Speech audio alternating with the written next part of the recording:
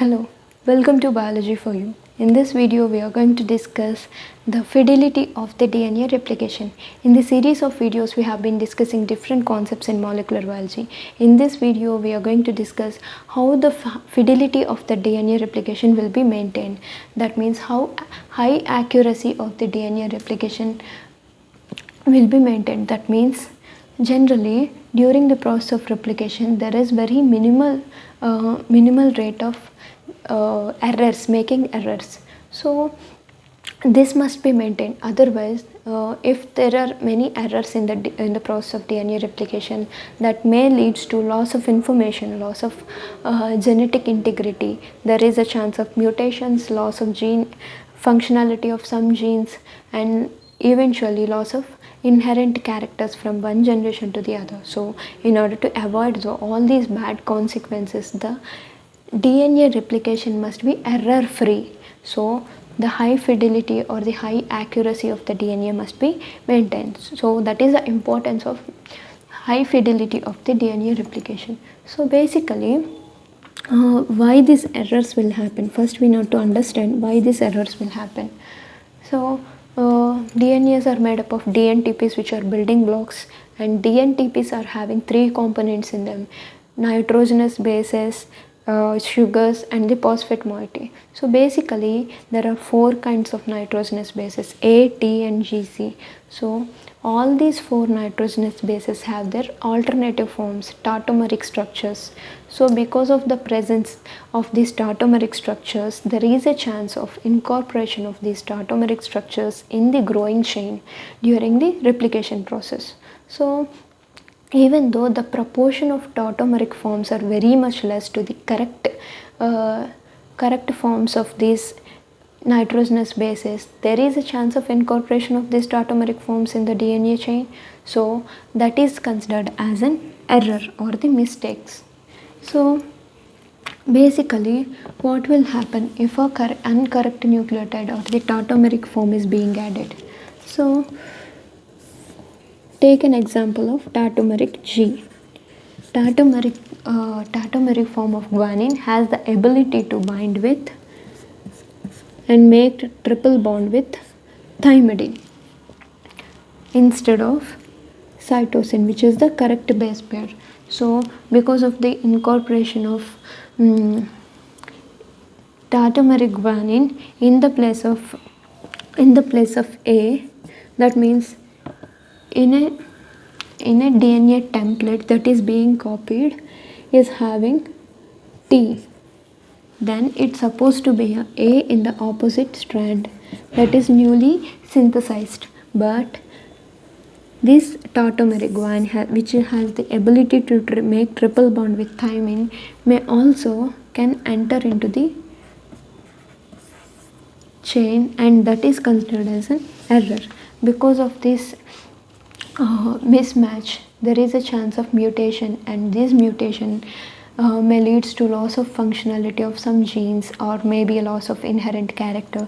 So these things need to be avoided. So basically, based on the proportions at equilibrium in the cellular environment, the tautomeric forms to the ratio of the tautomeric forms to the normal forms or the regular nucleotide bases, there is a chance of committing error per every 10 to the power of 4 base pairs of the DNA. So there could be one error per every 10 to the power of base pairs of the DNA in the replication. But actually the experimental evidences are suggesting that there is only one mismatch per 10 to the power of 9 to 10 to the power of 10 base pairs of the DNA, newly synthesized DNA. So the error rate is much minimized. The rate of committing errors or mistakes are very much lesser, reduced to this much. So how it is happening? Basically, there are some mechanisms by which the polymerase enzymes will maintain this fidelity or reduce this error rate. So first mechanism is the DNA polymerases have the ability to select the correct nucleotides against the wrong nucleotides.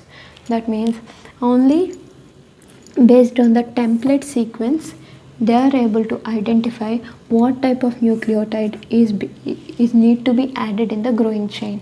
So basically they select only correct nucleotides, they'll incorporate only correct nucleotides against the wrong nucleotide. So by which mechanism they are selecting these correct nucleotides is not very well described, and experimental evidence is not sufficient to understand that mechanism. But because of the ability of DNA polymerase to select correct against wrong increases the fidelity from 100 folds. So it increases the 100 folds. That means the rate of committing mistakes will be reduced to 10 to the power of 4 to 10 to the power of 6. And there is another mechanism which is called as proofreading. So basically proofreading is the ability to correct the mismatch. So somehow, what if somehow the incorrect nucleotide is being added and it is also selected, this DNA polymerase is unable to discriminate this incorrect nucleotide or the wrong nucleotide to the right nucleotide. There is a chance of addition of the wrong nucleotide in the growing chain. So this will be monitored by the proofreading activity. So if it is already entered and incorporated in the growing DNA chain, then what will happen? It will be simply removed by 3' to 5' exonuclease activity. So this is responsible for the proofreading activity of the DNA replication. This 3' to 5' exonuclease activity is the activity by which the terminal wrong nucleotide that is being incorporated in the DNA chain will be removed. So basically DNA polymerases like DNA polymerase 1 is very well known for this 3' to 5' exonuclease activity, which can remove the mismatches in the terminal positions of 3' in the growing DNA chain, because the polymerase activity will be opposite to this direction. The polymerase activity, the addition of nucleotides during the replication will be in this direction, and the exonuclease activity will be in this direction, the opposite direction to the polymerizing activity, so that the newly added mismatches can be removed. So basically the other polymerases, DNA polymerases like DNA pol 3,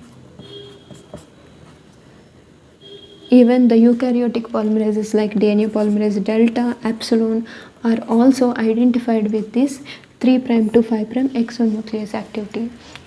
So based on this proofreading activity, they remove the mismatches, and together these things together gives the reduction of 10 to the power of 4 to 10 to the power of 9 to 10 to the power of 10.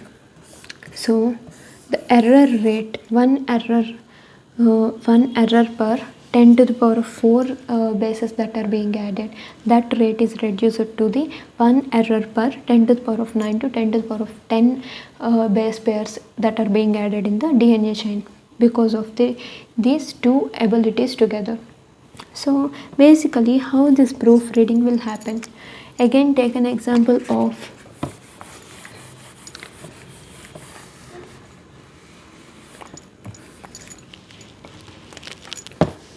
tautomeric guanine.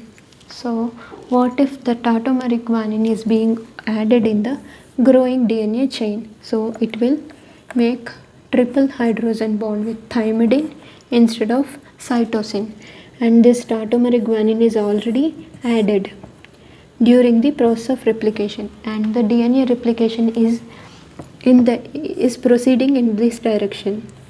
So once after this tautomeric guanine is being added in the place of adenine in the DNA growing chain, then what will happen?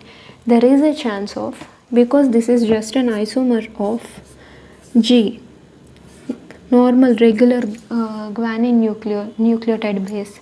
So because of this isomer, there is a chance of reverting back of tautomeric G into normal regular guanine nucleotide base.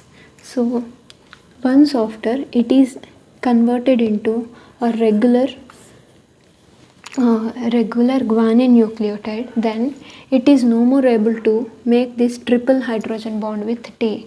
Then it must be, and it is considered as mismatch because it is no longer able to bind with the thymidine to make this triple hydrogen bond. So the conformational changes will happen in that nucleotide position in the DNA, which can be monitored by this polymerase enzyme, and this 3' to 5' exonuclease activity will be activated, and that removes the guanine, and this guanine will be removed from the growing chain, and in that place the right nucleotide will be added by the polymerase activity, which is in 5' to 3' direction. So this is how the proofreading will be carried.